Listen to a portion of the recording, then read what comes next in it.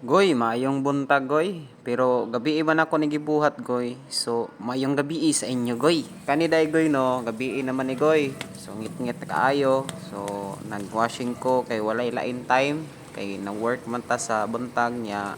Pagkahapon uli pud nato, nagranta.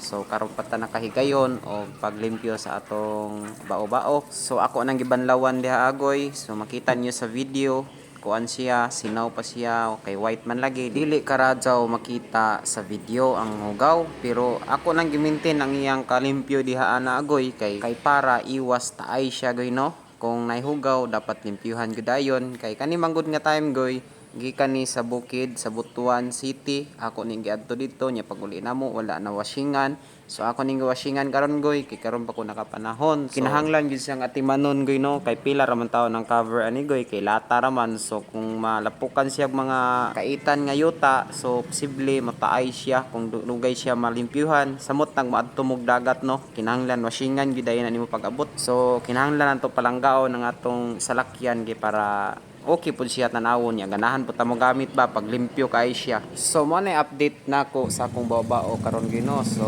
makana dai ko goy sing naong ani goy, babae o lalaki.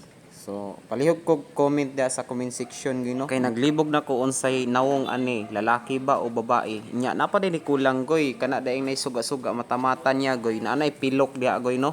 So basin og mabutangan nig pilok, basin mababae na ni. Pero ang akong gusto lalaki man, unsaon man igoy no. Pero okay ra gyapon og babae ni kay nay may pilok, nice gyapon siya lang tawon niya. Sa mga giganahan dai sa kong babao, salamat dai sa inyo no. So, di po dai lalim magpagana og sakyanan gyud no, gasto pud kayo mo nang kana lang sa ang na pasiuna karon, pero sa sunod basin madugangan. So, salamat sa paglantaw. Bye-bye.